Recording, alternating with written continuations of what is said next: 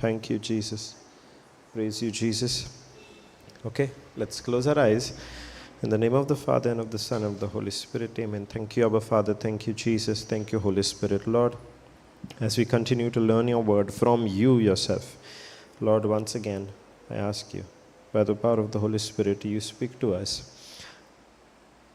Draw us to your word, that word which you know we need right now.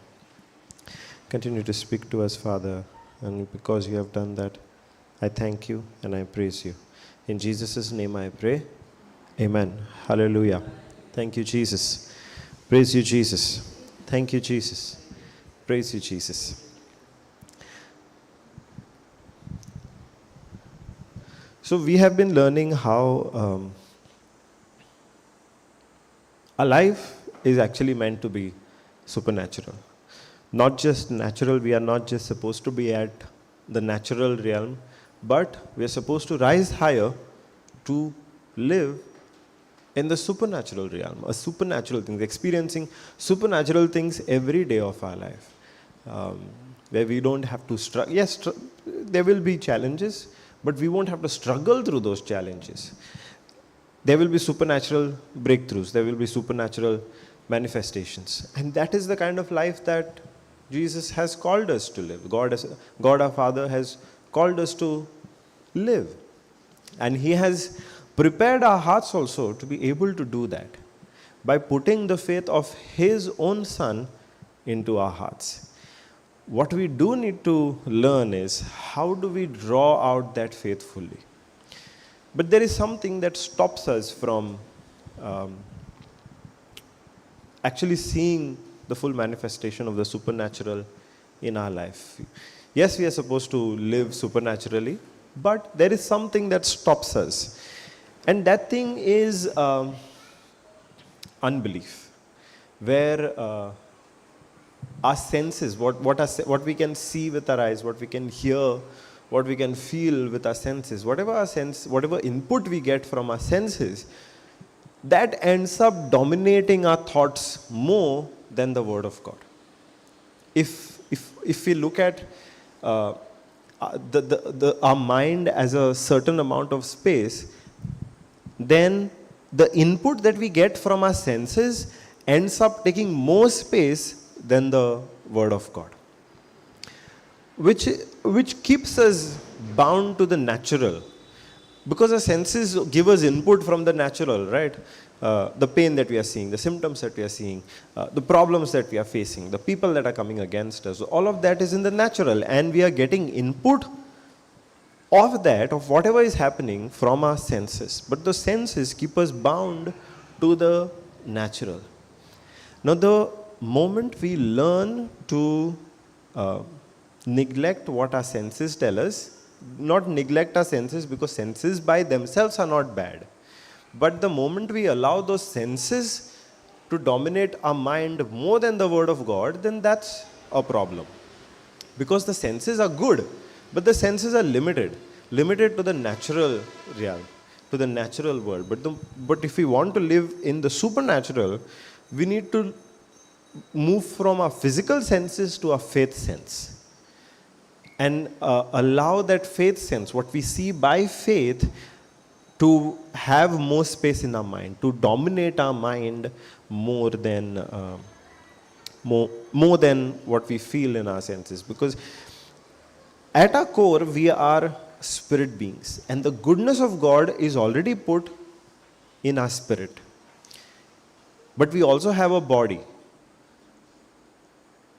But in between that body and the spirit, we have the soul in between.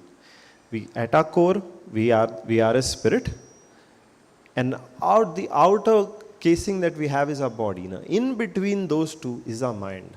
So whoever our mind agrees with, whether it agrees by faith with our spirit, or whether it agrees through our physical senses with our body, that will determine what kind of manifestation we see. If our mind agrees by faith with what is there in our spirit, then we will see the manifestation of what is there in our spirit. But if our mind agrees with the body, and the physical senses, then we will see the manifestation or more manifestation of what is there in our body. Do we have the spirit soul body diagram handy? Okay.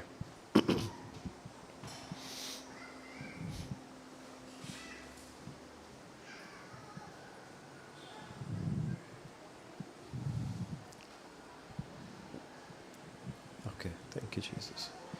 So, this is who we really are.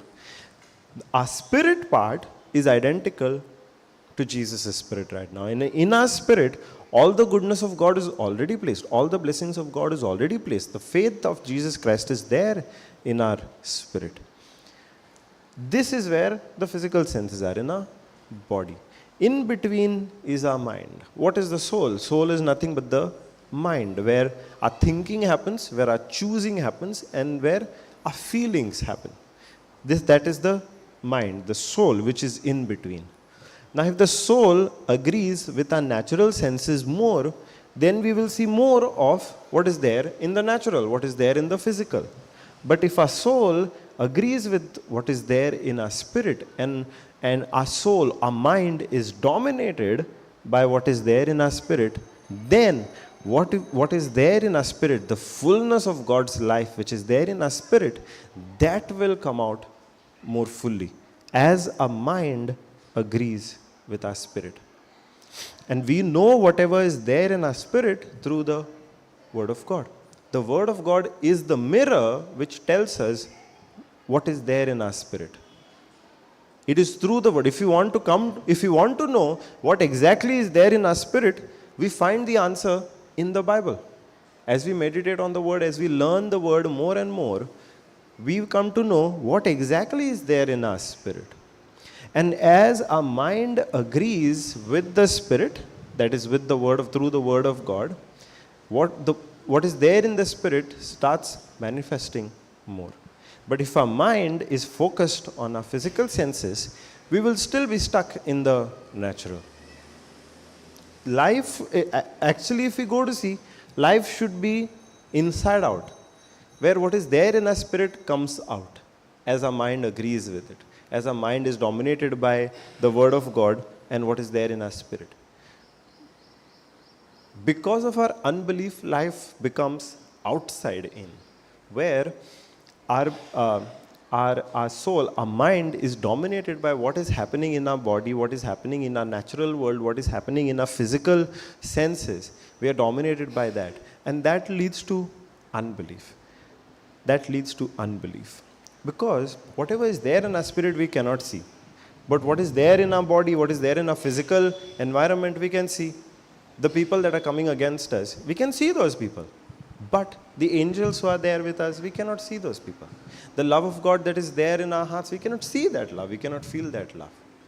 So, if we are not training our senses, then our mind will, if we are not training our mind will naturally go towards the body. Now we talk about spiritual maturity. Who is a spiritually mature person? Who is a spiritually mature person?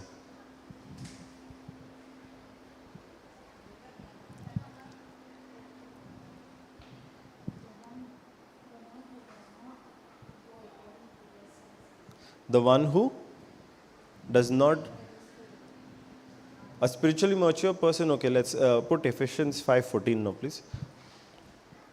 A spiritually mature person is a person who has trained their senses to, okay, I'll read that scripture. Ephesians 5:14.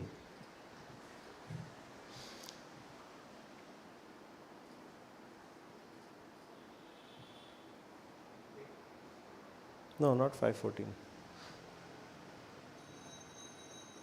5:4.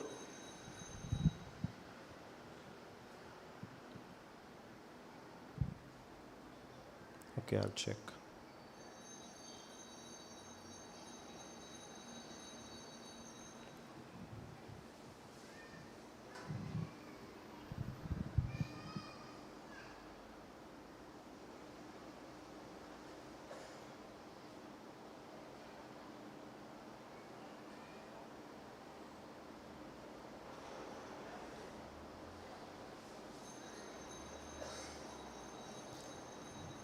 Hebrews 5:14. Sorry, not Ephesians. Hebrews 5:14.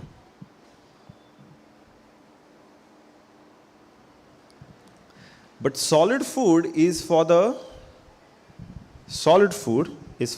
spiritually mature. Who is spiritually mature? A spiritually mature person is one whose senses are trained by practice to distinguish between what is morally good and what is evil. So, when we train our senses to determine what is good and evil. Now, good and evil, in simple words, means what aligns with the word and what does not align with the word. Everything that aligns with the word is good. Anything that contradicts the word is evil.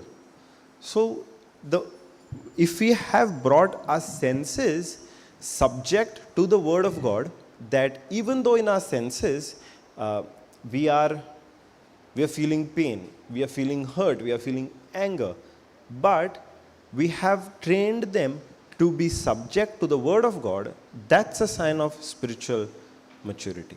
That's a sign of spiritual maturity.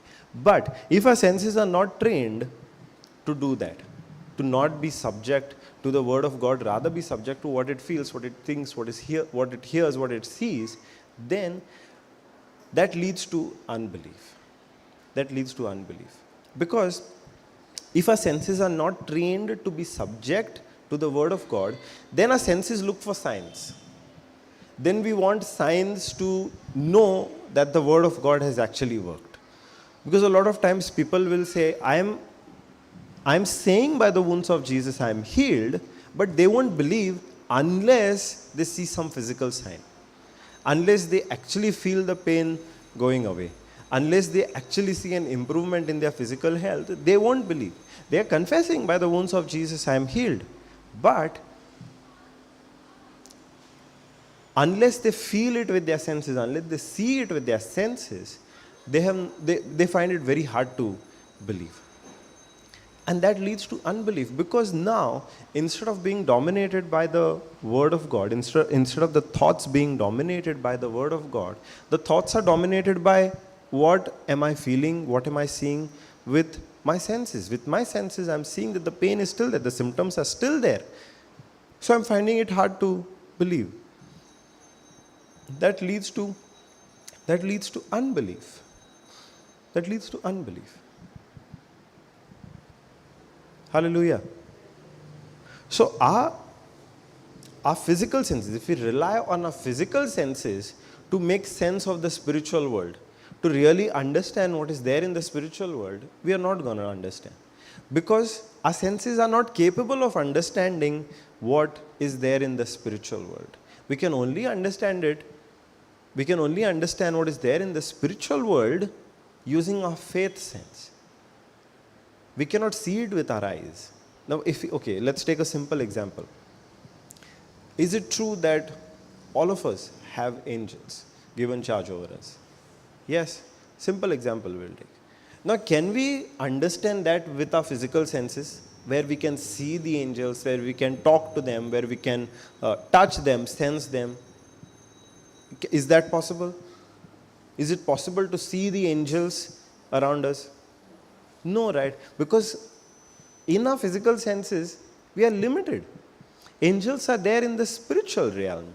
With our physical senses, we cannot make sense of what is there in the spiritual realm. We cannot see, we cannot talk to, we cannot touch, we cannot feel, we cannot sense the angels that are given charge over us with our physical senses. The only sense that we can use to know that we have angels and to be confident that we have angels given charge over us is using our faith sense. Because faith is seeing the unseen.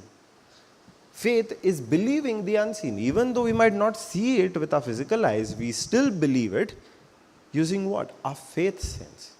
That is what faith is, in simple words, seeing the unseen. If we have to answer what is faith, faith is seeing and believing that which we cannot see with our physical eyes, but which is still true according to the word of God. Because in the spiritual, there are things which do not align with the word of God also. Hallelujah. So what is true in the spiritual? And we come to know what is true in the spiritual through the Word of God. When we see that and we believe that, that's when we are using our faith sense to really tap into the spiritual. Rise from the natural to the supernatural. But as long as we are dependent on our senses, we will get into unbelief, because we will start looking for signs. We will start looking for the actual manifestation to be able to believe. This is actually very well illustrated in the Gospel of Luke. Two stories, one after the other. Very similar stories, but very similar stories, but the result is very different. The outcomes are very different. I'm talking about Zacchaeus, angel Gabriel coming and speaking to Zacchaeus, and angel Gabriel coming and speaking to Mary. Similar, he came with similar news, right? That he came to Mary and said, "You're going to bear a child." And he came to Zacchaeus and said, "Your wife is going to bear a child." But Zacchaeus questioned, "How will I know this?" And angel Gabriel was like, "Because you have questioned, you're going to be dumb. You're not going to be able to speak." But later on he goes to Mother Mary and he says, "You're going to bear a child." And Mary also says, "How can this be? I'm not married to any man." And then to her, he gives a nice explanation why he treats them differently. Why he treats both of them differently. Mary was not married, that's why he treats her differently. No, see, okay. For Zacchaeus questioned and he was made dumb. Mary questioned, she was given an explanation. Why different treatment? As Zacchaeus did not accept.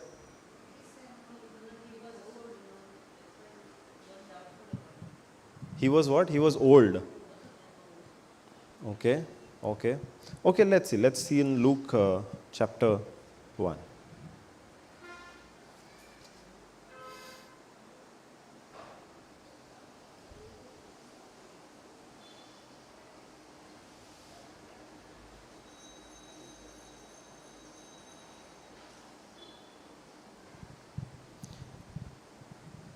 Put ESV.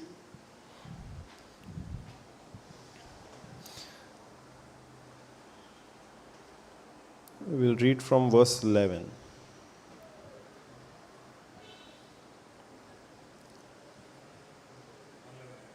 One. So Zacchaeus was an elderly priest in the temple, and as he was doing his duties of offering, angel Gabriel comes to him. And there appeared to him an angel of the Lord standing on the right side of the altar of incense. And Sequeira was troubled when he saw him, and fear fell upon him. So when he sees the angel, Sequeira is troubled and he gets scared. But the angel said to him, "Do not be afraid, Sequeira, for your prayer has been heard, and your wife Elizabeth will bear you a son, and you shall call his name John." And that's a very good news. And again, he goes on to add to that good news, saying, first of all, they have been praying. That's why the angel Gabriel says, "Your prayer has been heard. Your wife is going to bear you a son, and you're going to name him John. And you will have joy and gladness, and many will rejoice at his birth. For he will be great before the Lord, and he must not drink wine or strong drink, and he will be filled with the Holy Spirit, even from his mother's womb. And he will turn many of the children of Israel to the Lord their God. And he will go before him in the spirit and power of Elijah, to turn the hearts of to turn the hearts of the fathers to the children, and the disobedient to the wisdom of the just, to make ready for the Lord a people prepared. Is that good news? Yes, definitely good news, because his prayer has been answered. And not just answered, the angel is telling Zechariah that the son that his wife is going to bear, he is going to turn the hearts of people to the Lord. That itself is a matter of privilege, especially for somebody who has been serving in the temple all his life. How happy Zechariah should have been. But the response of Zechariah is, and Zechariah said to the angel, "How shall I know this? For I am an old man, and my wife is advanced in age." He's saying, how will I know this? Now, in contrast to this, let's look at how Mary responds. Okay, go to chapter 2 and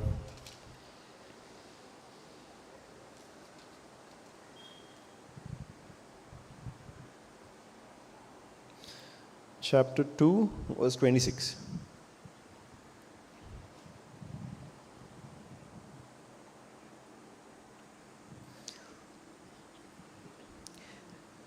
And it had been revealed to him by the Holy Spirit that he would not see.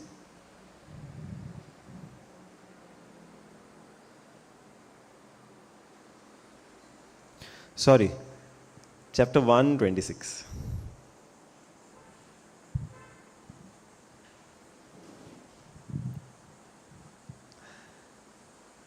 In the 6th month, the angel Gabriel was sent from God to a city of Galilee named Nazareth, to a virgin betrothed to a man whose name was Joseph, of the house of David, and the virgin's name was Mary. And he came to her and said, "Greetings, O favored one, the Lord is with you." But she was greatly troubled at the saying, and tried to discern what sort of greeting this might be. And the angel said to her, "Do not be afraid, Mary, for you have found favor with God. And behold, you will conceive in your womb and bear a son, and you shall call his name Jesus. He will be great and will be called the Son of the Most High, and the Lord God will give to him the throne of his father David. And he will reign over the house of Jacob forever, and of his kingdom there will be no end." And Mary said to the angel, "How will this be, since I am a virgin?" Both are questioning. The news to both of them is very similar. You're going to bear a son, and that son is going to be great. That son is going to turn the hearts of the people to the Lord their God. But Zechariah, the difference in the questions is, Mary, when Mary asked, she asked, "How will this come to pass? Because I am a virgin. I'm not yet married to the man that I'm betrothed to. I have not had a physical relationship with the man that I'm supposed to marry. So how will this be?" Because Mary is trying to understand. Because for her, how is it possible that without having an intimate relationship with the man that I'm supposed to marry, that I can bear a child? What she's seeking is understanding. What Zechariah sought was a sign. He said, "How will I know that this is going to come to pass?" The difference was, Mary sought understanding, Zechariah sought a sign, more to prove for himself that whatever he has heard is true. Mary did not ask for a sign. Mary asked for more understanding. Because obviously for her, it means that if she is not married, how can she bear a child? Because she's still a virgin. She's still a virgin. And never has it been known to anybody that a virgin has given birth. So Mary questions, how is this going to happen? That a virgin is going to bring a son into this world. She wanted to understand. But what Zechariah wanted was a sign. How will I know this? How will I know this? Not how will it come to pass or how God will make it happen. No, he said, how will I know this? If we go back to verse 18, scroll up, 118. Sequeira asks, how will I know? How shall I know this? For I am an old man, and my wife is advanced in years. He thought his question was meant to get a sign for himself to believe. He wanted to believe with his senses. Mary was not asking to believe with her own senses. She wanted to know, she wanted to understand how this is going to come to pass. See, if we go to Mark 4, where Jesus is teaching his apostles the parable of the sower and the seed. Actually, it's not there in Mark 4, it's there in Matthew 13, I think. It's okay, let's not go there. So when Jesus is teaching his apostles about the sower and the seed and the 4 types of soil that the seed falls on, Jesus says the first soil that the seed falls on is the rocky ground. No, the pathway. Not the rocky ground, the pathway. Jesus says that's the first soil that the seed falls on, the pathway. And immediately Satan comes, the enemy comes and takes that seed away. What we find in the Gospel of Matthew is an additional explanation. The enemy is able to take that seed away, whatever the seed is, the word of God, and the soil is our heart. The enemy is able to take that seed of the word that we hear away easily when we don't have the understanding of the word. Once we have the understanding of the word, see, the first kind of soil is where the seed does not even take root. Unless we receive an understanding of the word, the seed in our heart is not going to take root. That is why the enemy is able to take that seed away so easily, because we have not received the understanding of the word. That is why in the first soil, without understanding, the seed does not even take root, and the enemy is able to take it away. What Mary is preparing her heart to be is the good soil. So she seeks understanding first. She does not seek for sign. How will I know? She does not ask, how will I know this? She says, okay, how will this come to pass? Zechariah wanted a sign. He wanted for the news to make sense to his senses. Mary was not relying on her senses, because immediately after that she says, Angel Gabriel gives her the explanation. He tells her, and then the angel replied to her, the Holy Spirit will come upon you, and the power of the Most High will overshadow you like a cloud. For that reason, the Holy Child shall be called the Son of God. And then Mary said, behold, I am the servant of the Lord. May it done to me according to your word. As long as we are going by our senses, we will require signs to prove to our senses that the word of God is true. As long as we are depending on signs to prove to ourselves that the word is true, that is not faith. That is not faith. Faith is not dependent on receiving a sign to prove to ourselves that the word is true.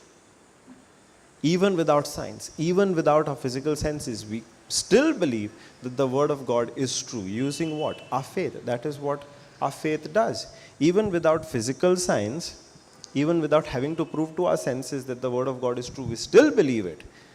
But if we are depending on our senses to believe it, it's not gonna be faith.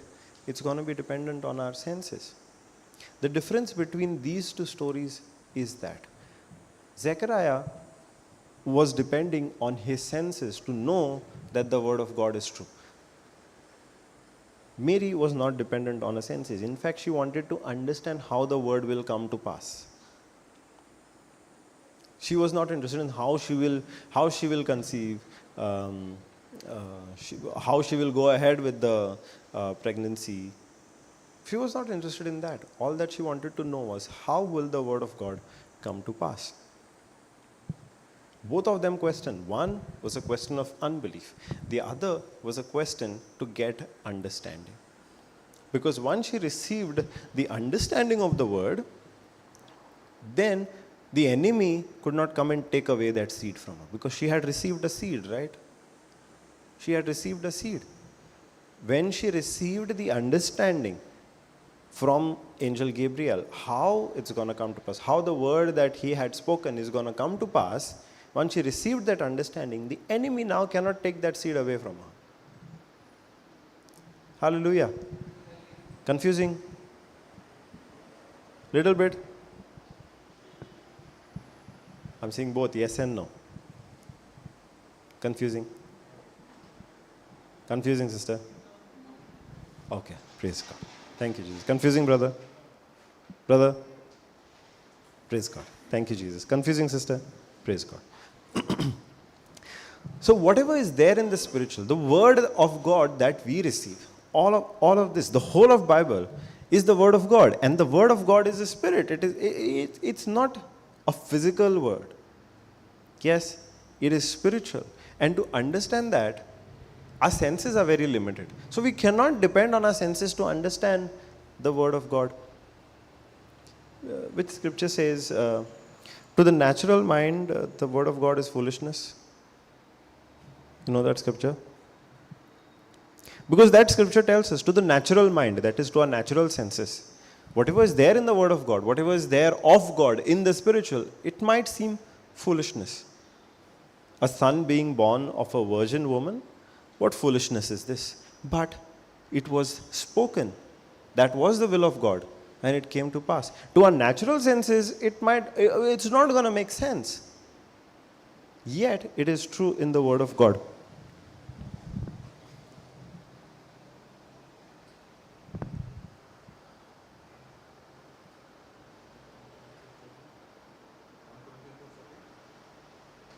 Good.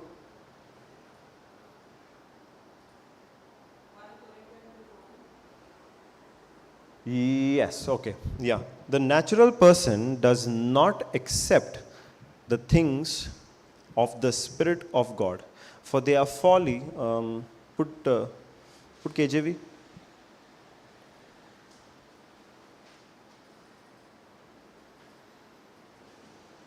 But the natural man receives not the things of the Spirit of God, for they are foolishness unto him. Neither can he know them, because they are spiritually discerned. What is the natural man? The natural man is us when we are dependent on our senses more than our faith sense. Whatever is there of God is through the Spirit of God. The natural man, that is us, through our senses, we cannot receive what is there in the spiritual. It's not even going to make sense to us. It might seem like foolishness to us if we try to make sense of the spiritual world through our senses. Because these things which are there in the spiritual, the things of God, which are revealed to us by His Spirit, to discern those, to understand those, we need a faith sense. Our faith sense is the sense that helps us relate to the spiritual. Just as our physical senses, the 5 senses that we have, help us connect to the natural world, our faith sense helps us connect to the spiritual world. That is why the natural senses, the natural man, through our natural senses, we cannot receive what is of God. Because we need faith for that. Because they are there in the spiritual. Our natural senses cannot tap into the spiritual. They are restricted, they are limited to the physical world. But there is a much bigger spiritual world for which we need our faith sense to see what is there in the spiritual, to believe what is there in the spiritual. Hallelujah. Thank you, Jesus. Praise you, Jesus. Now, okay. If we have to train our senses to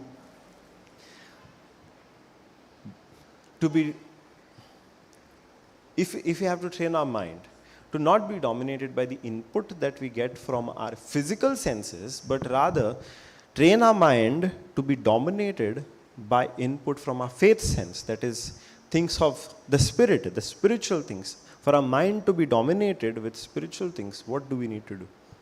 Because we have to guard our hearts from unbelief. Unbelief is what puts a stop to our faith. Our faith is perfect.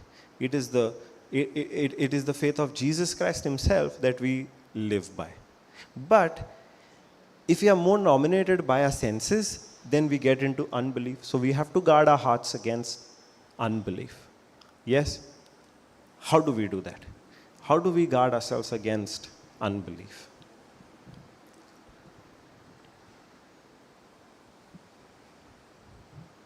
How do we guard ourselves against unbelief?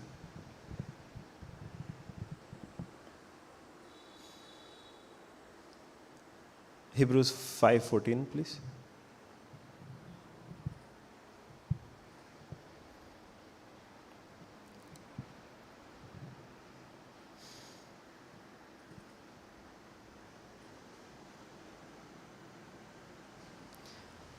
But strong meat belongs to them that are of full age, even those who by reason of use have their senses exercised to discern both good and evil. The way we guard ourselves against unbelief is by constant practice. We keep training our mind to be dominated more by the spiritual world, more by our faith sense than our physical senses. We keep training our mind to do that. Because there is this natural kind of unbelief. No? Because we are so much trained right from childhood to depend on our natural senses to live in this world. Today we don't even have to think about it, right? We readily accept what our senses are telling us. We readily accept what we see. We readily accept what we hear. We readily accept what we feel. Yes? Now, if we have to train our minds to readily accept what our faith sense is telling us compared to what our physical senses are telling us, we need that training. If you think about these athletes who compete in these competitions, any game, football, cricket, basketball, if they are at the top level of the game, they didn't just reach there just like that. No, they trained each and every day to, let's say, in football. Each and every day they trained to kick. Each and every day they trained to control the ball. Each and every day they trained to pass the ball. Each and every day they trained to run for long distances. They trained each and every day. Only after they have gone through that training, they reach that level where they are at the top of their game. Same we have to do. Each and every day, we have to train our mind to see the world through our faith sense rather than our physical senses. We have to train our mind to be more dominated by the Word of God than the input that we receive from our senses. That training has to be there. Otherwise, what will happen? We are so naturally inclined to go to our natural senses, right? It is so easy for us to rely on our natural senses. So we don't have to put any effort into that. So whenever a situation comes, we are naturally going to go into what our physical senses are telling us. What we do need to train ourselves is, no matter what the situation is, no matter what our physical senses are telling us, we have trained our mind to believe what our faith sense is telling us from the Word of God. From the Word of God. That is why, if you take again an example of healing, when somebody receives a negative report or a report that of a sickness, we won't have to put any effort into believing that report because our senses are going to tell us that. What we are going to have to train our mind is to see a healing even when the report says there is a sickness. We have to train. We have to see the unseen, right? How do we see the unseen is when we train our mind constantly every day to see the unseen, to imagine the world according to the word of God. Imagine ourselves according to the word of God. Imagine our reality according to the word of God. Where we look into the unseen and we form an imagination of it, and we see that by our faith sense. Confusing? Praise God. Thank you, Jesus. Confusing? No, right? Thank you, Jesus.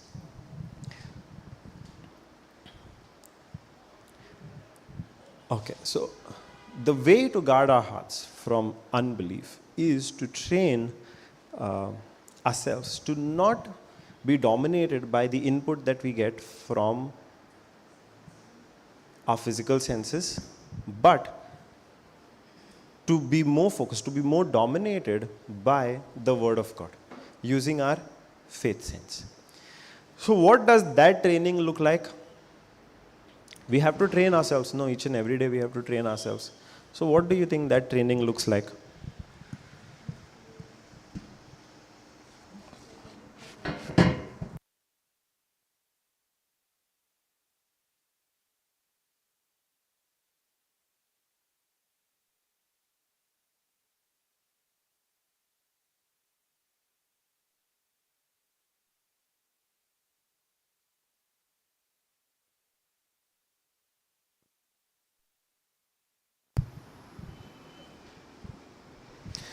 Praise Jesus.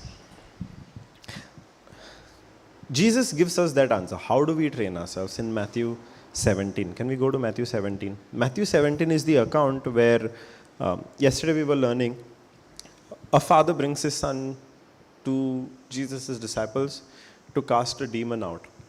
And the disciples are not able to do that. And at first Jesus was not present over there. And later on when Jesus does come, he sees the boy and he rebukes the spirit and the spirit leaves. Earlier the disciples were not able to. Jesus comes, he rebukes the spirit and the spirit leaves. And the boy is delivered. So the disciples, when they saw that, they questioned Jesus, Jesus, why were we not able to cast the demon out? And Jesus replies to them saying, it is because of your unbelief. And he adds to that and says, go to verse 20.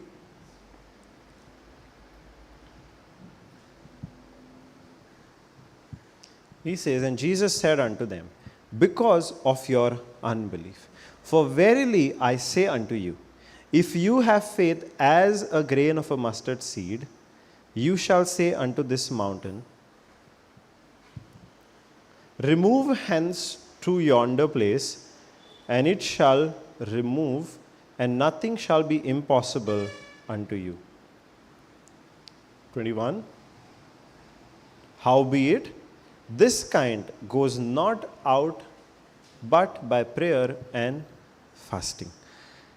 How many of you thought Jesus here was talking about a particular kind of demon which goes out not by prayer and fast? Meaning, unless you pray and fast, you cannot cast this kind of demon out. Anytime heard that? No? Because over here, a lot of teaching goes. First, Jesus said, where they asked, the disciples asked Jesus, right, why were we not able to cast this demon out?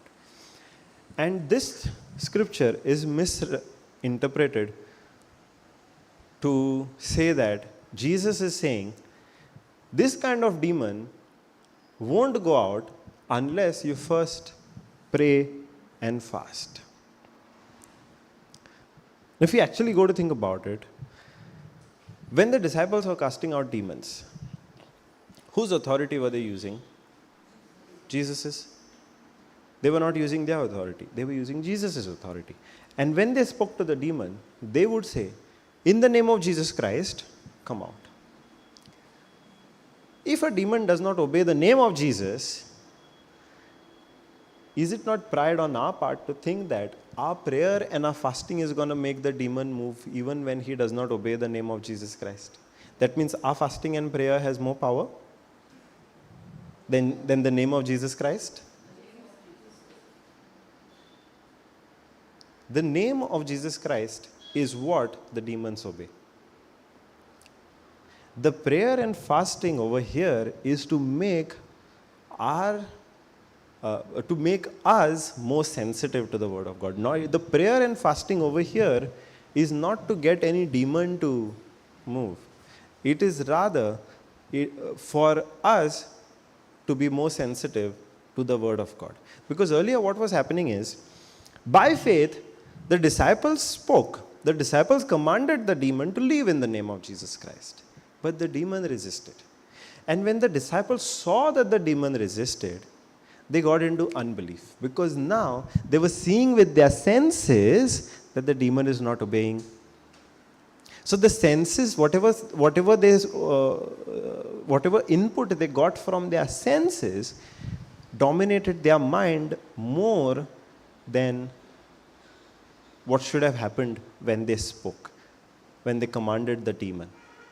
They were dominated more by their senses. Even the father, when he saw that the demon is not obeying, he got into unbelief because he saw that the demon is not obeying. Now when Jesus came and rebuked, the demon left. Before leaving, he threw the boy into a fit, but Jesus was not dominated by that. Jesus knew that once I command, the demon has to leave. His senses were trained, but the senses of the disciples were not yet trained to. Instead, their minds were more dominated by what they saw and what they felt, rather than the word of God. To overcome that, Jesus is saying, to overcome that unbelief. First, what is the context of what Jesus is speaking?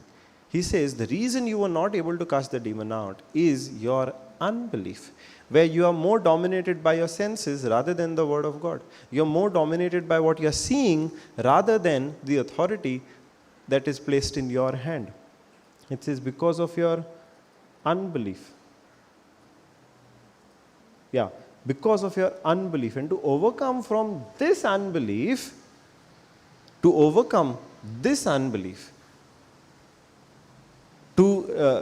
kind of unbelief goes out when you pray and fast. Verse 21. This kind of unbelief, howbeit, this kind of unbelief goes out by prayer and fasting. Now these two things are important because in both these things, prayer and fasting, we are training both our mind and our body to be dominated more by the word of God than what our physical senses are telling us. If we take fasting, in fasting, whenever we fast, after a point our body starts screaming, right? Our body starts demanding food. We start getting headaches. We start getting cramps. And all of the attention goes on the hunger that we are feeling. Isn't it? So that is the input that we are getting from our senses, from what we are feeling in our body, is the body is screaming to be fed. But when we fast,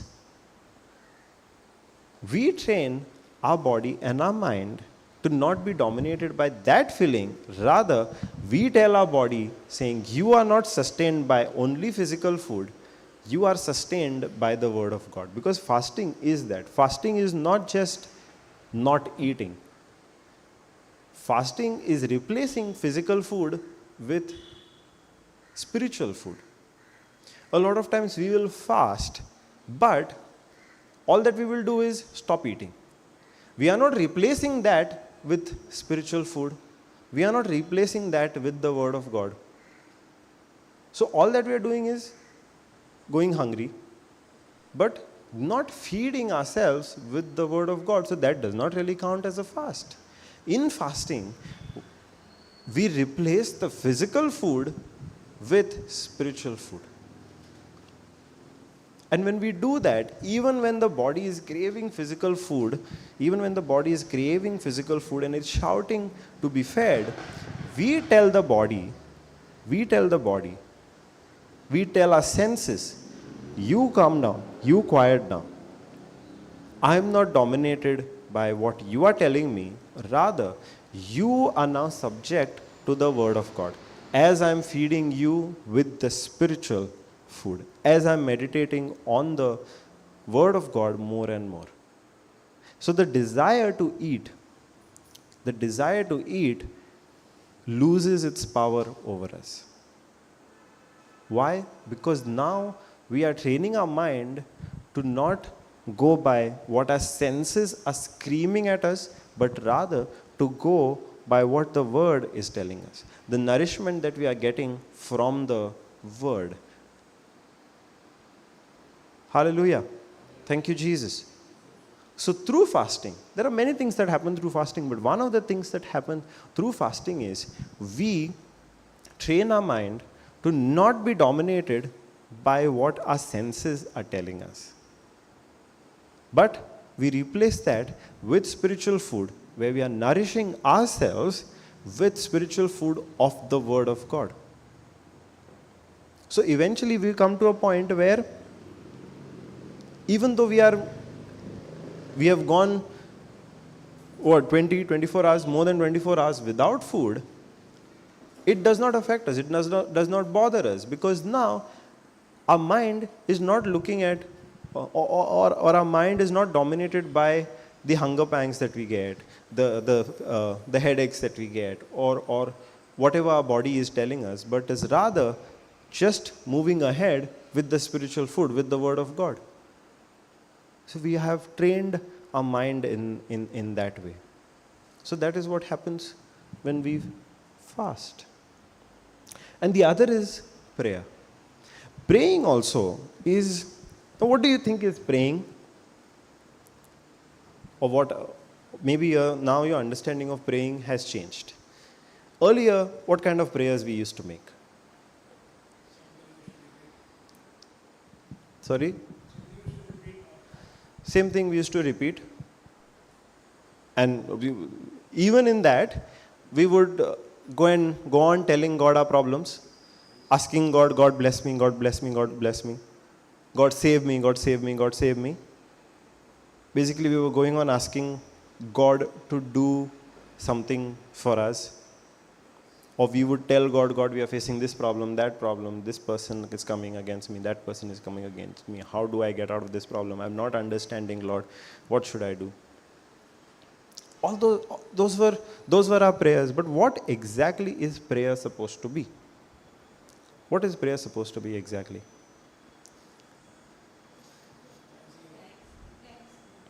Conversation between me and my God.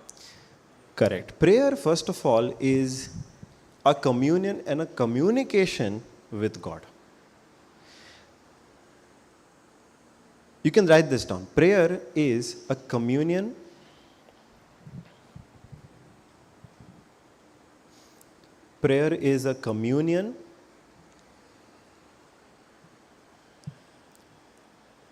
and communication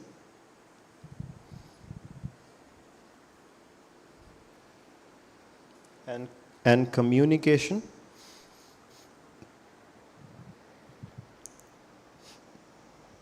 that touches, and communication with God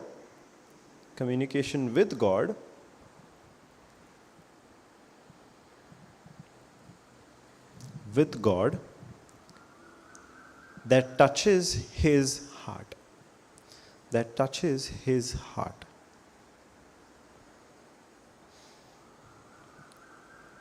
Prayer is a communion and communication with God that touches his heart. Prayer is not telling God our problems. Prayer is also not asking God to move on our behalf, because he has already moved, and from his side, he has finished whatever he had to do. Prayer today is we coming in agreement with what God has done. Prayer today is we coming in agreement with what God has already done.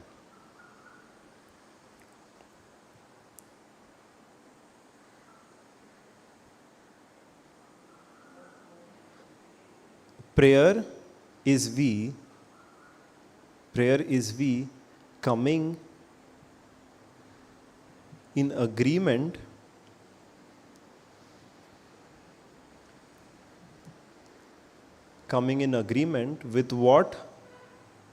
with what God has already done. Prayer is we coming in agreement with what God has already done.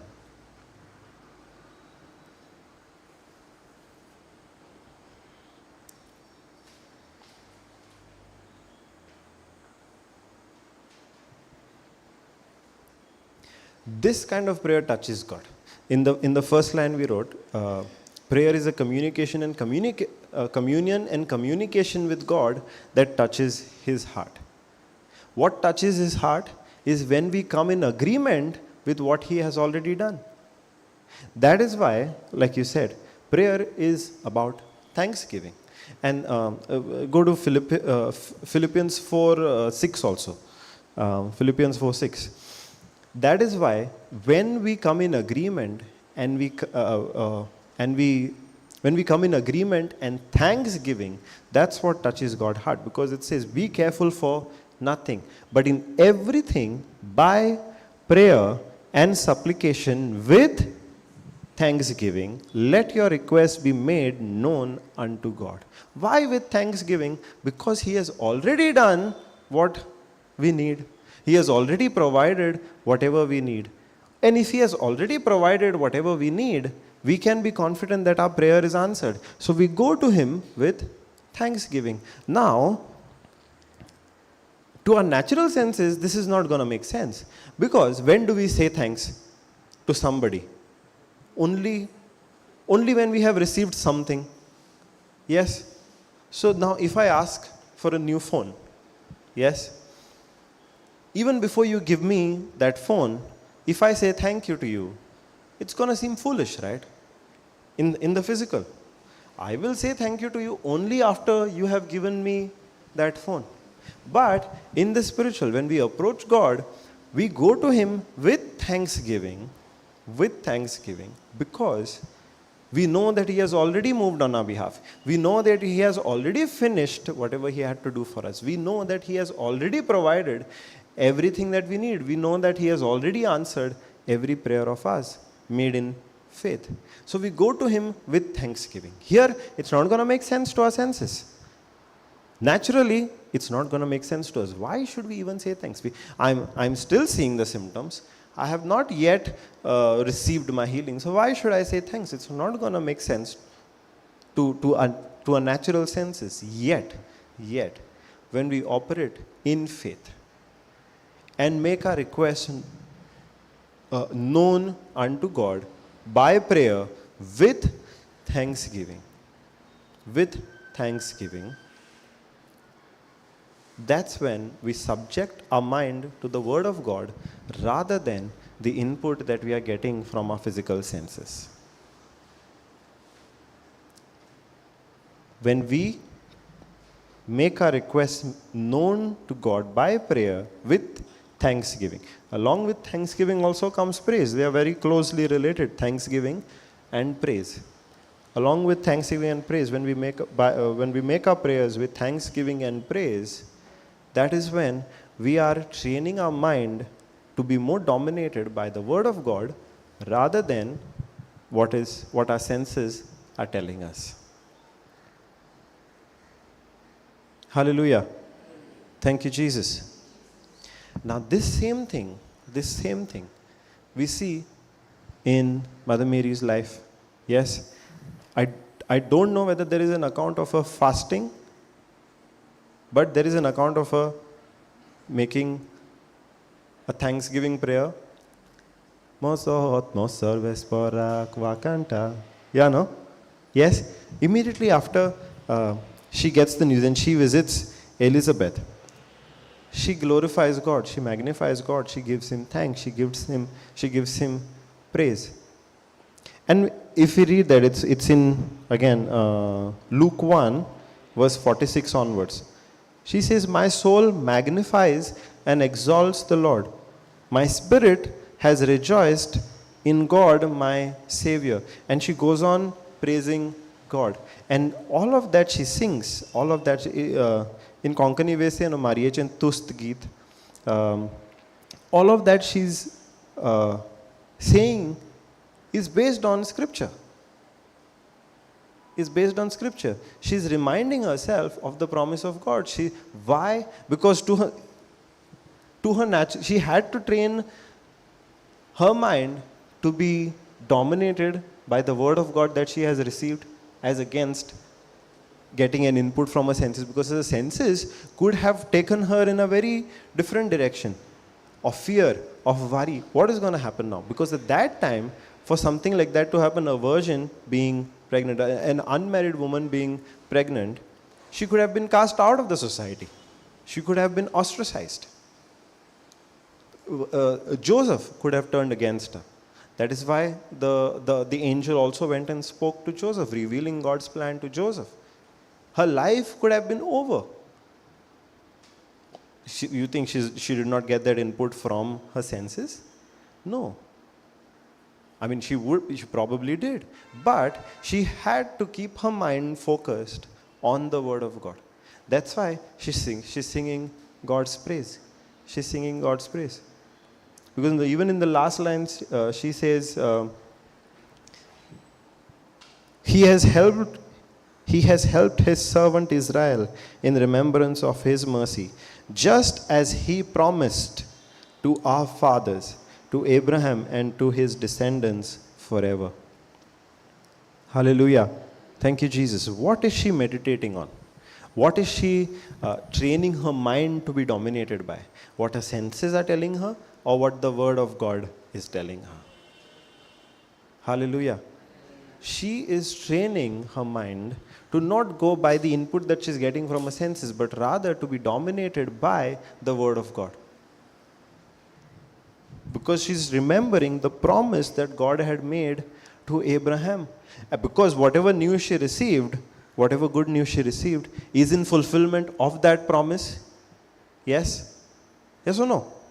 That is in fulfillment of the promise that was made to Abraham, that through Abraham and his seed, all of the nations of this world will be blessed. That is the fulfillment of the promise made to Abraham, and Mary is remembering that. Mary is constantly pondering on that. There is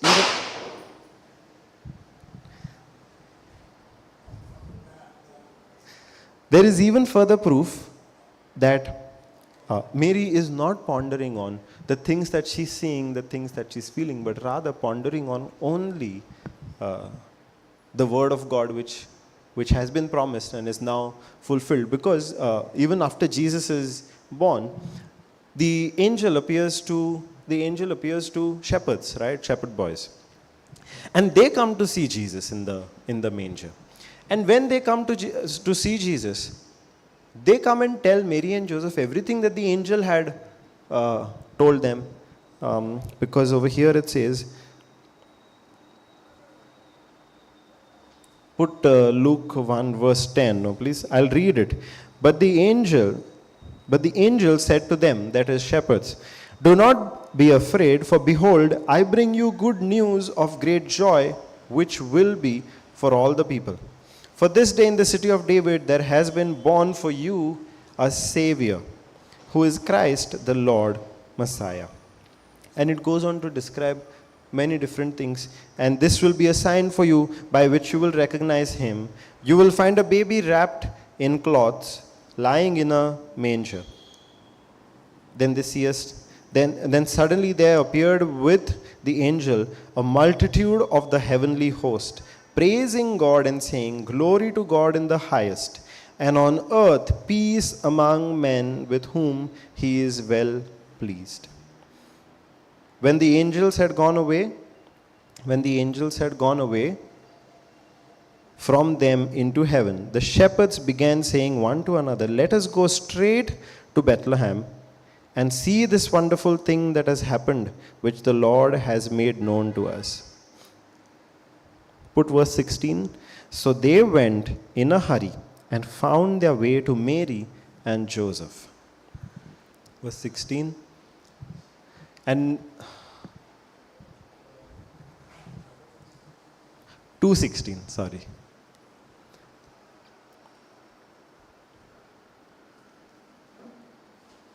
And they came with haste and found Mary and Joseph and the babe lying in a manger.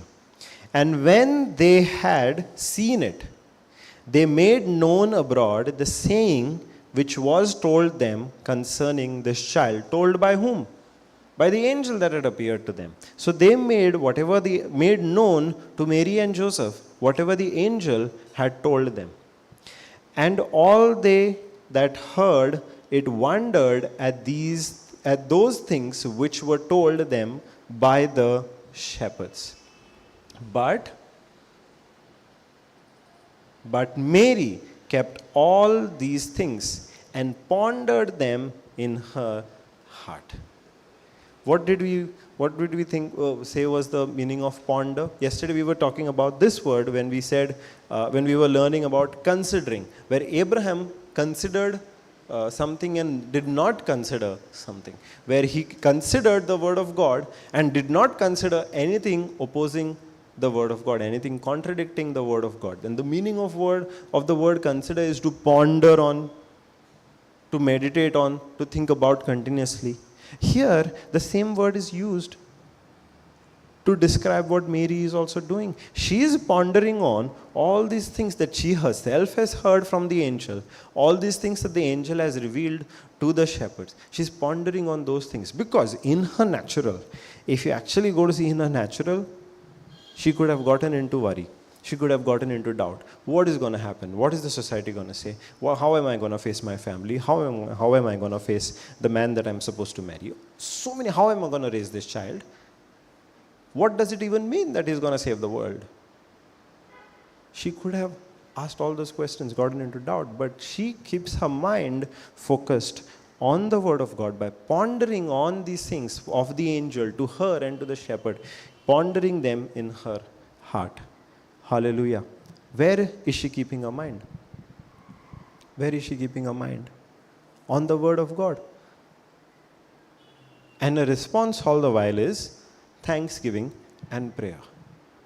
Thanksgiving and prayer. Because by doing this, she's training her mind to be dominated by the word of God more than the input that she's getting from her senses. She's not relying on the senses to make sense of these things, because to the natural man, these things of the spirit are foolishness. The natural man with the natural senses is not going to understand this. These are spiritually discerned, and to discern these spiritual things, we need to constantly ponder on the word of God. That's why we need to keep confessing the word of God. That's why we need to keep thanking and praising God. That's how we guard ourselves against unbelief. The first way is by fasting. And by fasting, not just cutting out food, but replacing physical food with spiritual food. And the second is by prayer, where we are praying in the Spirit. One is by where we are constantly making prayers with thanksgiving and praise. Because when we praise, in the midst of a difficult situation, it makes no sense to our physical senses. To a natural man, it makes no sense that we are in the midst of a problem, we are praising God. For what? We have a problem. What are we supposed to praise God for? To the natural man, it does not make any sense.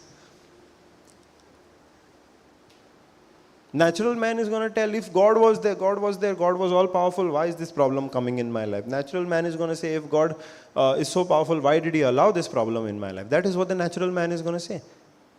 But when we tell that natural man to shut up, and we look at things from the eyes of faith, we look at the spiritual things, that's when we guard ourselves against Unbelief. And one way to do that is by when our prayers become prayers of thanksgiving and praise.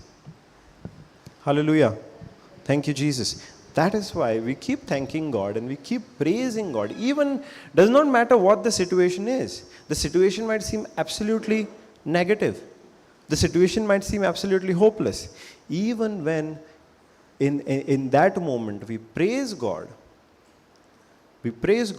then the supernatural power of God starts working for us, because that's when we are tapping into the supernatural. Even though it does not make sense to our physical senses, to our natural man, we still go ahead and praise. That's when the supernatural power of God starts working for us. That's why. Have you heard praise paralyzes the enemy? Heard? Praise paralyzes the enemy. How does praise paralyze the enemy?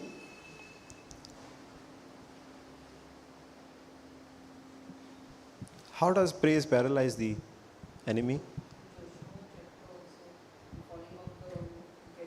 Yes, yes. So how does praise paralyze the enemy?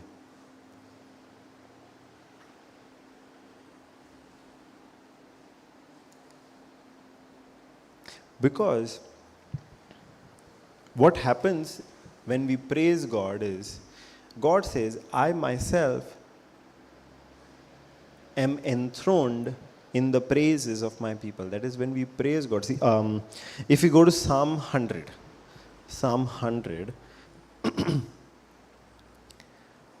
it says, enter his gates with thanksgiving in your heart, enter his courts with praise.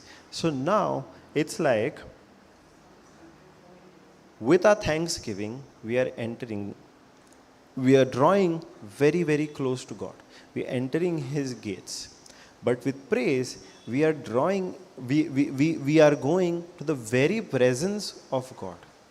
With praise. Okay, verse 4. Enter into his gates with thanksgiving and into his courts with praise. Be thankful unto him and bless his name. Enter into his gates. So the first step, we enter into his gates with thanksgiving. We draw close to him. But with praise, we go into his very personal presence.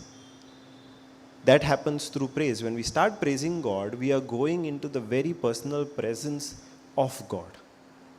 And that is why in Psalm 22, Psalm 20, verse 4, God says, I am enthroned in the praises of my people. 22:4. No? Check that, please. You, God, who are enthroned on the praises of his people.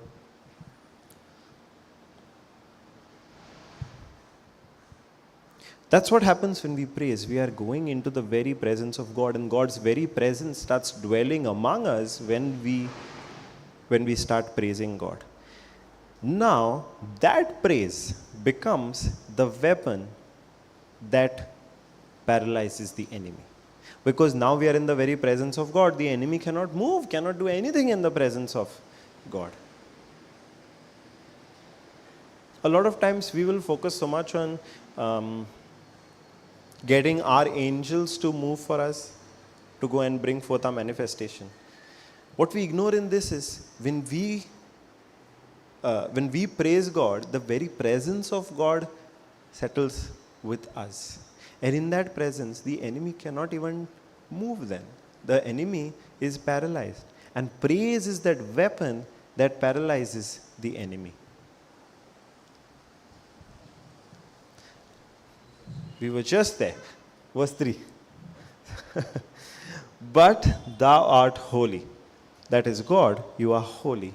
You that inhabits the praises of Israel. Inhabits the praises of his people. Hallelujah. So when we praise, God Himself makes His very presence dwell, settle over there. Even when we say mountains melt like wax in in the presence of God, a lot of you will see a lot of healings when you praise God. When we come together as one body of Christ and we start praising God, we will start to see a lot of healings. We will start to see a lot of supernatural manifestations and supernatural breakthroughs.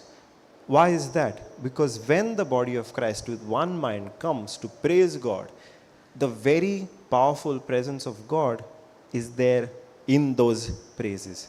And because of that presence of God in those praises of His people, mountains melt like wax, problems disappear like wax. Chains which kept us bound for years break supernaturally. Hallelujah. Thank you, Jesus. That's the power of praise. Now, praise in the middle of a problem won't make any sense to us. To the natural man, to our natural senses, praise is not going to make any sense. Especially when we are faced with the trouble. It's easy. Don't you think it's easy to praise when everything is going well? Yeah, no.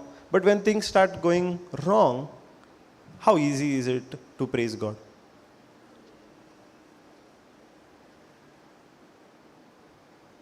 That's when it becomes really difficult. Recently, I was meditating on praise, where I was dealing with a problem. I was looking for a new job, and again, I was not getting any calls. Then the Lord asked me, then the Lord started teaching me on praise, And I started reflecting on how David praised all the time. The problems that David was feeling, the situations that David was facing, the situations that David was facing were not small, right? A lot of times he faced death. But David is the one who says, Lord, I will praise you all the days of my life. I started reflecting on that. And instead of going on praying to God and saying, thank you, God, that you, instead of focusing on my need and my problem, I started praising God. I started praising it. And all that I did was kept praising God. When I started doing that, I started seeing I'm getting more and more calls from recruiters, from people in different companies asking, hey, are you looking for a job? Just like the previous time. Previous time I had not praised. But now, as the Lord taught me the importance of praising Him at all times, and I started putting that into practice and instead of focusing on my problem, I started praising God.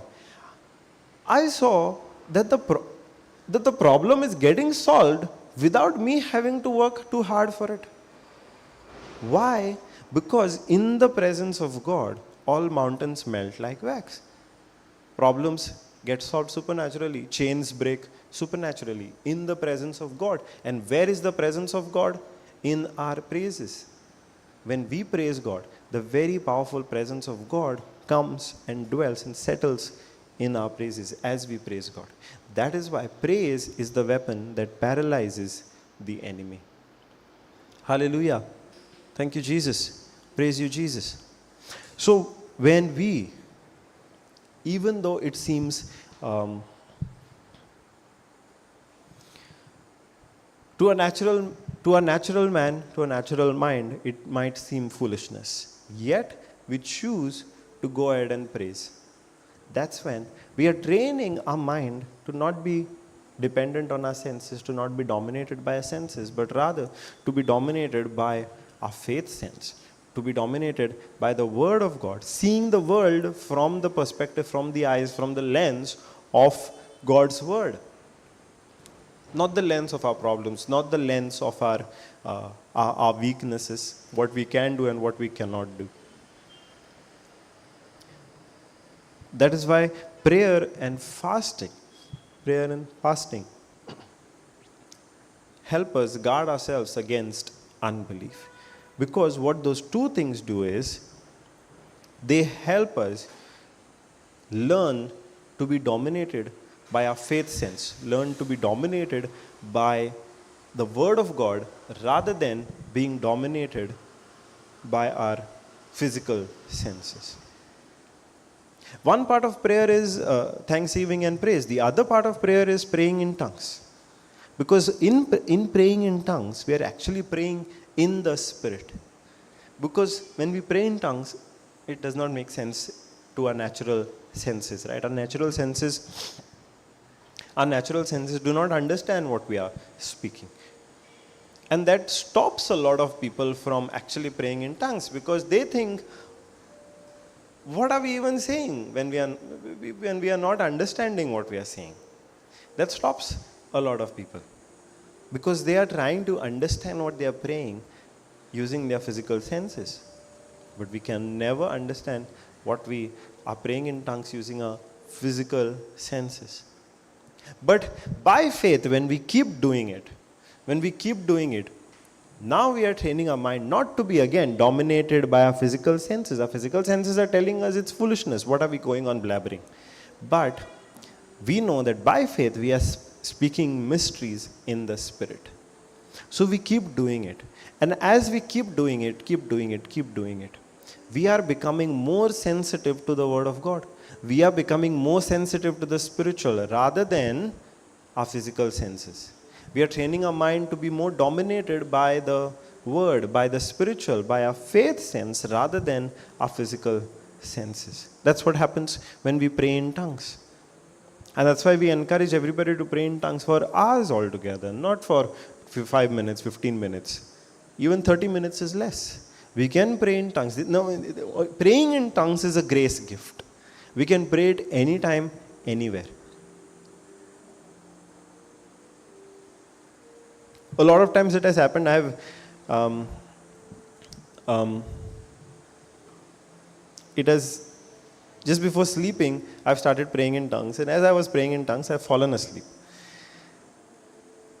And even in my sleep, I found I was praying in tongues. I continued praying in tongues. It's not going to make sense to my natural senses. How am I praying in tongues when I'm sleeping? But suddenly I've woken up and I knew that I was praying in tongues even while I was sleeping. I knew. To my natural mind, it's not going to make any sense. I don't understand it. How does that happen? What am I even saying? What am I even praying? But I still keep doing it by faith, asking God to give me the interpretation, to give me the wisdom, and He does give me. He does guide me with His wisdom. And praying in tongues is that grace gift, anytime, anywhere, for however long. That is why Romans 8:26 tells us, we might not know how to pray, but the Spirit helps us in our weakness. How does the Spirit helps us in our weakness when we don't know how to pray? Is through this grace gift of speaking in tongues, where we can speak for hours and hours and hours and not get tired and not have to think about what words we are speaking, not think about what prayer we are making, but it is that perfect prayer of faith made to God by our Spirit, by the help of God's Spirit. That is why it's a grace gift, God using His ability and His power on our behalf, even though we do not deserve it. So we go on speaking in tongues. And the more we speak in tongues, the more we are training our mind, again, to not be dominated by our natural senses, but be dominated by the Word of God. We speak in tongues because it is the Word of God that tells us that all of us have received the gift of tongues. When we speak in tongues, all of us are speaking divine mysteries. We do it because the Word of God tells us. So we are becoming, the more we pray in tongues, the more we become sensitive to the Word of God rather than what our senses are telling us. That's how we guard ourselves against that unbelief. One is through fasting. Second is prayer. Prayer with thanksgiving and praise. Praying in the Spirit, which is praying in tongues. Hallelujah. Thank you, Jesus.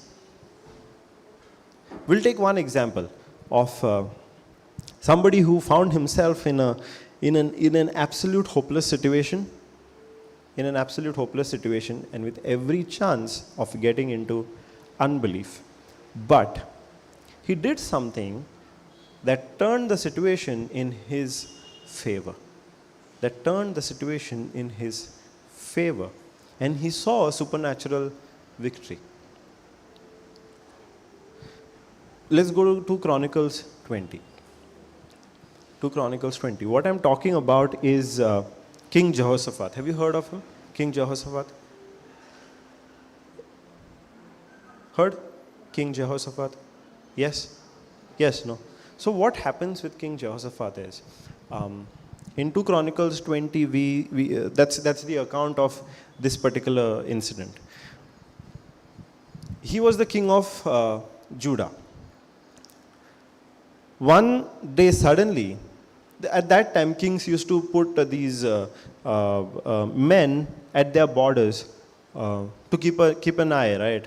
So one day, one of these men, his soldiers, they come, he comes running to the king and tells the king, 3 armies have positioned themselves at his border ready to attack. Here is one king, and he is getting a message that 3 armies have positioned themselves at his border ready to attack him anytime.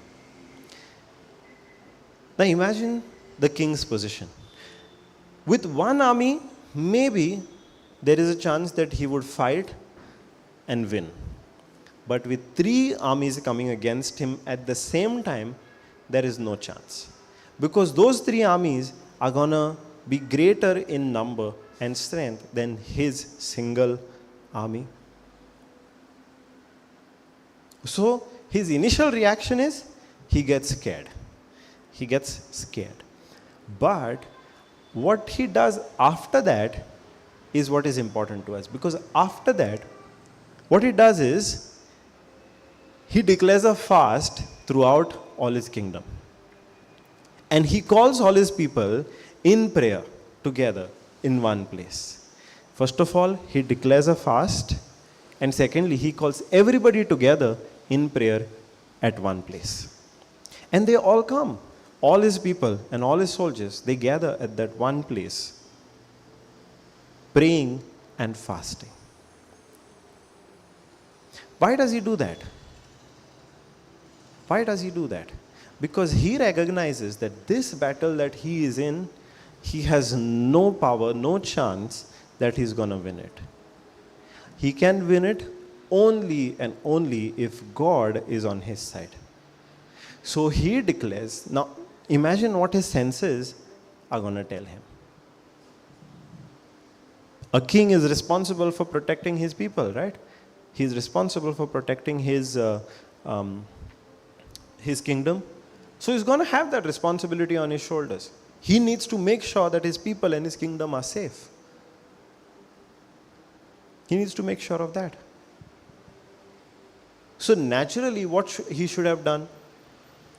Started preparing for war, started preparing all the food that they would need, starting preparing their weapons, started preparing the strategy. He leaves all of that and proclaims a fast and calls everybody in prayer, because now he's recognizing that I cannot do this without God. So he's doing that so that now he's not dependent on his senses. Rather, he is dependent. His mind is more dominated by the word of God rather than what he's seeing with his eyes, what he's hearing with his ears, and what his senses are telling him. Where is his focus? On God, not on his senses. Not on his senses. So he declares a fast and he calls everybody in prayer. And he starts praying to God. He starts praying to God. Put 2 Chronicles 20. We'll see what prayer he makes.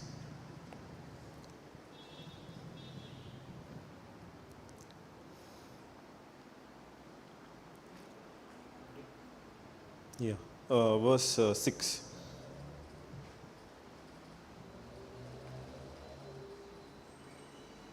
Verse 5. I will start from verse 5.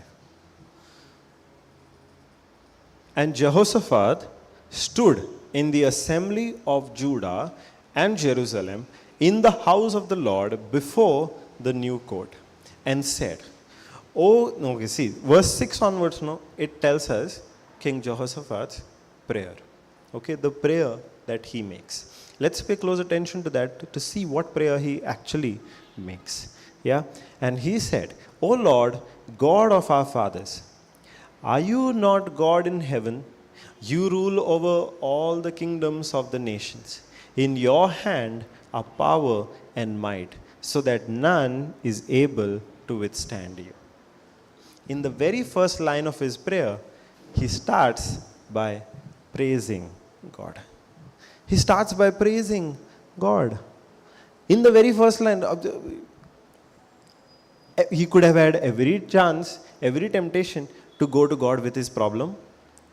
But he opens his prayer by praising God. That's the first thing that he does.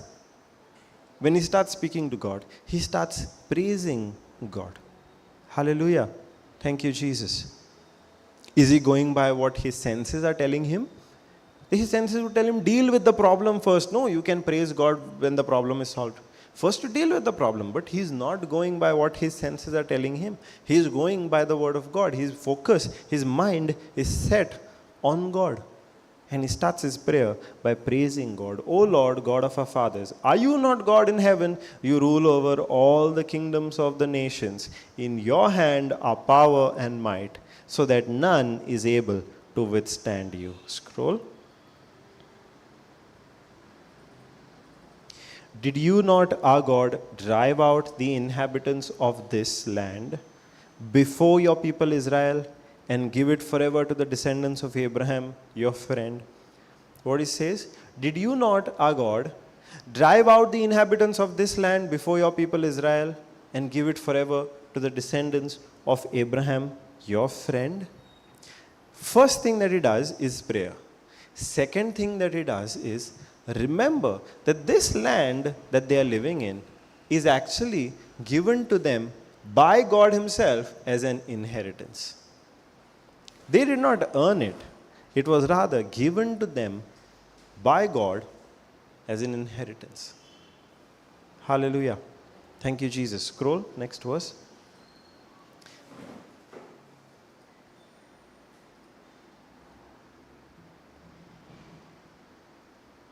Verse 8. And they have lived in it and have built for you in it a sanctuary for your name, saying, if disaster comes upon us, the sword, the judgment, or pestilence, or famine, we will stand before his house and before you. We will stand before this house and before you, for your name is in this house, and cry out to you in our affliction, and you will hear and save. First, he starts by praising God. Second, he remembers that whatever he has is God's inheritance. God himself has given it to him. Third, he remembers God's promise that if anything comes against you and the kingdom, and you cry out to the Lord will come and save you. He remembers the promise. First, he starts with praise. Then he remembers his inheritance. Then he remembers his promise. Now, if we look at our lives also, is our health not our inheritance given to us by God? Yes. Our good health is our inheritance. It is rightfully ours. Happy families, are they our inheritance in Jesus Christ? Yes. A good future for our children, is that our inheritance? A good relationship between husband and wife, is that our inheritance? Yes. Success in our businesses, success in our work, success in whatever we do, prosperity in whatever we do, is that our inheritance in Jesus Christ? Yes. God himself has given those things to us. We did not have to earn those. God has given those things to us as an inheritance. And he has also made us a promise that he will rebuke the devourer for our sake. He has given us the authority today to speak to the mountain, anything that comes against our inheritance. Here, King Jehoshaphat is remembering all of that. He starts by praising God. Then he remembers his inheritance. The thing with inheritance is, nobody can steal it away from you. Nobody can take it away from you. You have a legal right over that. We have a legal right over, in the kingdom of God, we have a legal right over our health, our families, our children, our work, our businesses. We have a legal right over all those things prospering. We ought to remember that, just as King Jehoshaphat is remembering his inheritance. And then he remembers a promise of God which told him that if any time anything comes against him and his kingdom, when they cry out to God, God will come and save them. He's remembering the promise of God. Hallelujah. Thank you, Jesus. Next. And now behold, the men of Ammon and Moab and Mount Seir, whom you would not let Israel invade when they came from the land of Egypt, and whom they avoided and did not destroy. Behold, they reward us by coming to drive us out of your possession, which you have given us to inherit. Only after he has praised God, only after he has remembered his inheritance, only after he has remembered God's promise, that's when he's putting forth his problem to God. Saying, God, these are the same people that previously you had not let us invade. You had not allowed us to invade these same people. You had saved them. Now look how they are repaying us. Now look how they are coming against us to drive us out of the land that you have given to us. Hallelujah. Now he's putting his promise to God. And even in that, he's not saying, see how they are coming against us. He's saying, see how they are coming to drive us out of the land that you have given us as our inheritance. Hallelujah. In each line of his prayer, he is holding on to what his inheritance is, to what is rightfully his. We ought to do the same thing. Hold on to our health, hold on to our families, hold on to our marriages, hold on to our business, hold on to our jobs with the same grip, that knowing that well-being and prosperity in all those areas is our inheritance, because God himself has given us those things. God has given us prosperity in those things. It is our inheritance. But now he's saying, behold, they reward us by coming to drive us out of your possession, which you have given us to inherit. O God, O our God, will you not execute judgment on them?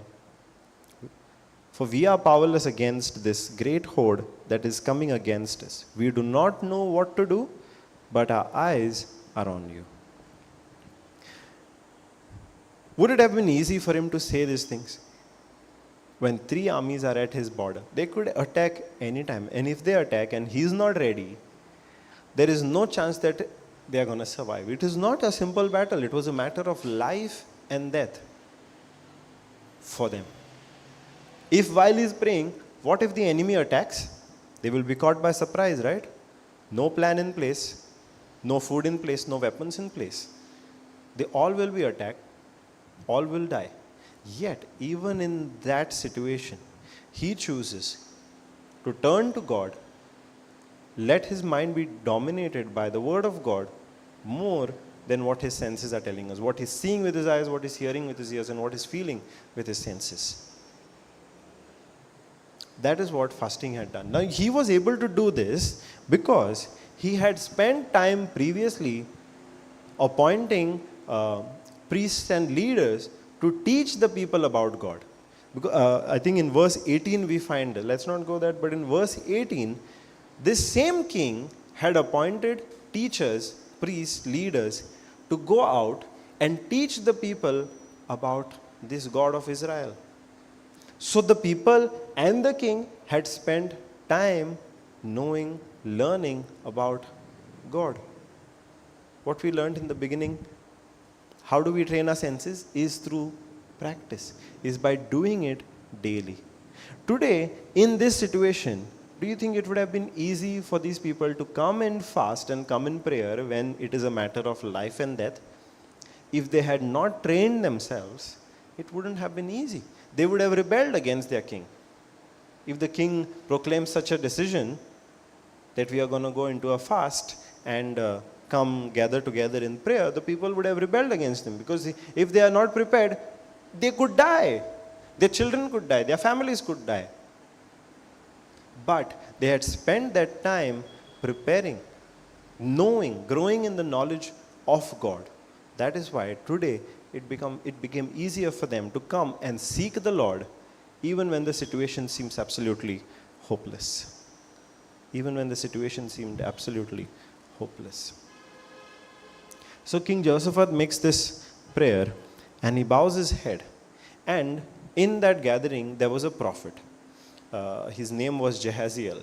And God speaks to King Jehoshaphat. God answers Jehoshaphat's prayer through that prophet. And what God says is, don't be afraid. This battle is not yours. You won't have to fight this battle. I will fight on your behalf. All that you do is, you go and take your position where I'm going to ask you to go. You go and take that position. And when you go and take that position, which I'm telling you, you will see your salvation. The Lord answers that way. He said, this is not your battle. This is my battle. You won't have to fight in this. All that you do is, I will tell you a place, you go to that place, and you take your position over there. You won't have to fight. You just go and stand firm in that place I'm going to tell you, and you will see the salvation of God over there. And what King Jehoshaphat does is, he obeys. He obeys. He receives a word from God saying, you won't have to fight this battle. So he says, okay, I won't have to fight this battle, but I will obey and go to the place which the Lord has asked me to go to.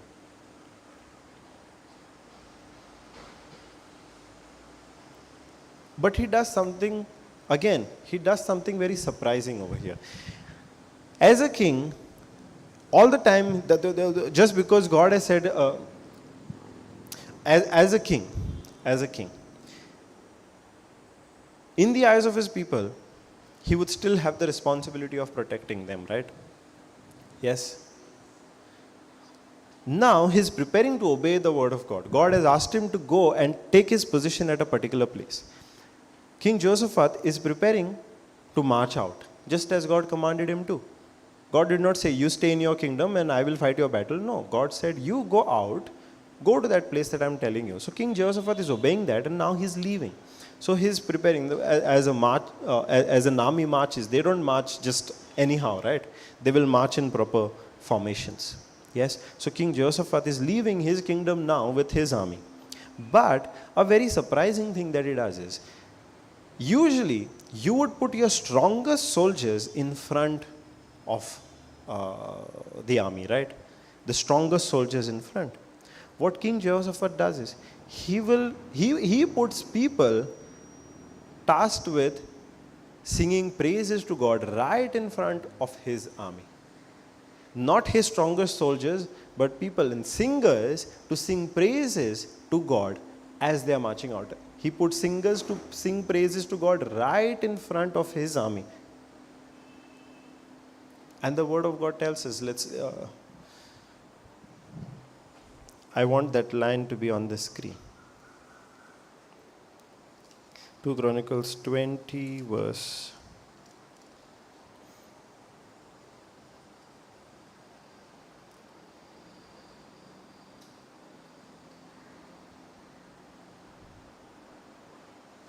22. So remember, what has he done now? Just as God commanded him to go out, he's marching with his army. But instead of putting his strongest soldiers in front, he's putting singers to sing praises to God as they are marching out. And when they began to sing and praise, the Lord set an ambushment against the men of Ammon, Moab, and Mount Seir who had come against Judah, so that they were routed. And when they began to sing and praise to God, God put confusion among those three armies that had come against Jehoshaphat. He created such a confusion, the Lord created such a confusion that those three armies fought amongst themselves and defeated each other. King Jehoshaphat and his army did not even have to fire one arrow or raise a sword in their defense. All that they had to do was obey God's commandment, and as they are doing it, sing praises to God. And when they began to sing and praise God, the Lord himself moved on their behalf supernaturally, caused confusion between his enemies, and the enemies defeated themselves.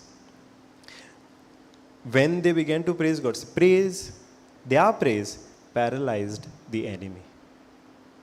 Their praise paralyzed the enemy. Now, how did their praise paralyze the enemy? Because the very presence of God dwelt in their praises. And in the presence of God, mountains melt like wax, problems get solved supernaturally, chains break supernaturally. We find supernatural breakthroughs when we praise God, because in our praises, God himself is present. Hallelujah. That's what the word says. When they began to sing and praise, the Lord set ambushments. The three armies fought amongst themselves. They defeated each other. King Jehoshaphat did not even have to raise a single bow and arrow or even a sword. Not a single person from the enemy was alive. And all their riches came to Jehoshaphat. The Bible says he spent 3 days just collecting the riches from the armies that had come against him. 3 days. He saw a supernatural salvation. He saw a supernatural battle won. How? How? Because he did not allow, first of all, he did not allow his mind to be dominated by what he saw, what he heard, what he felt, but rather be dominated by God. To keep unbelief away, he proclaimed a fast so that he came to seek the Lord. And he came together in prayer. Remember, first of all, praising God. Secondly, remembering his inheritance that God had given him. Remembering the promise of God. And even when he put his problem forward to God, he said, Lord, I don't know what to do, but my eyes are on you. And the Lord revealed his glory to King Jehoshaphat supernaturally. The key is this. All the time, he was praising God. Hallelujah. There was ample opportunity for him. All the time there could have been opportunity for him to get into unbelief. What kept him from unbelief is because he had set his mind on the Lord.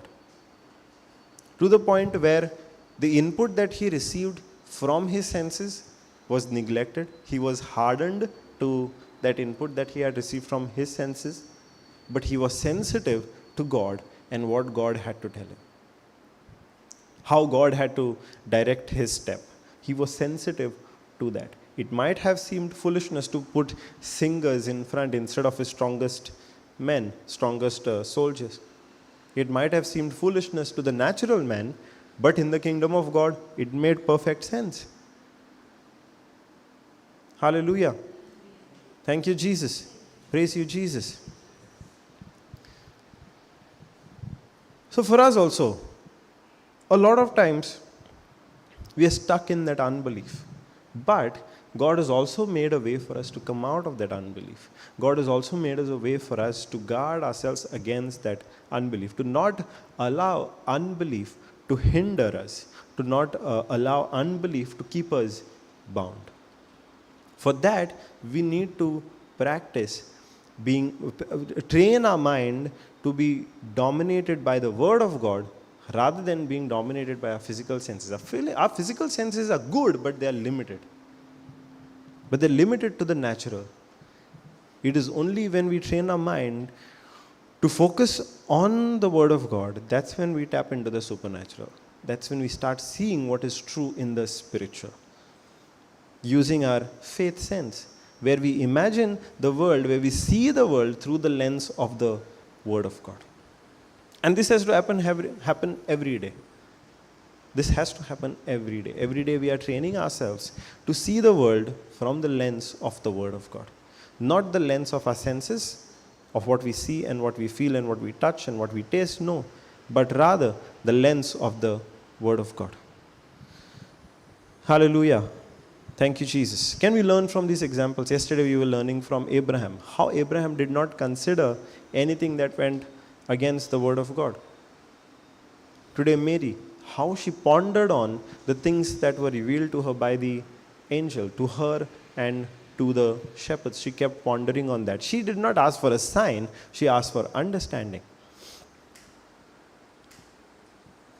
And then King Jehoshaphat, how he set his mind on God. He set his mind on God rather than being dominated by his senses that could have told him, if you don't take this seriously, you're going to die.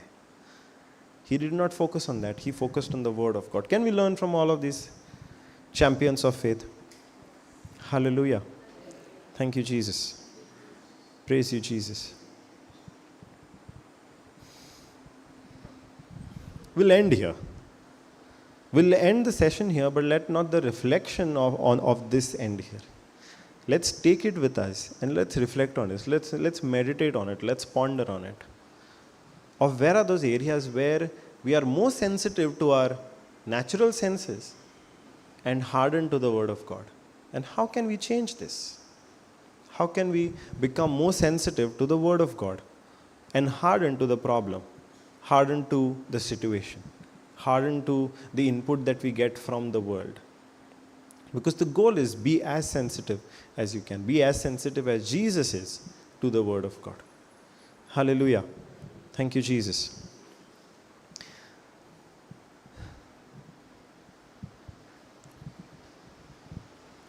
We'll end the session, but before that, anybody wants to do a Thanksgiving prayer?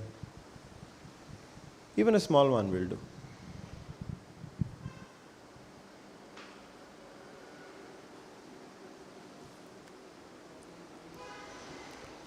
Even a small one will do. See.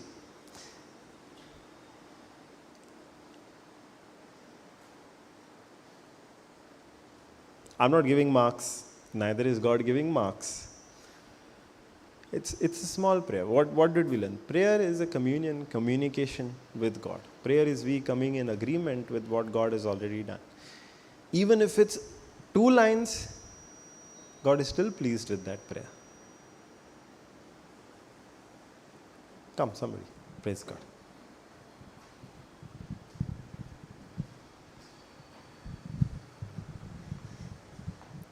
Lord Jesus, we thank you for this gathering.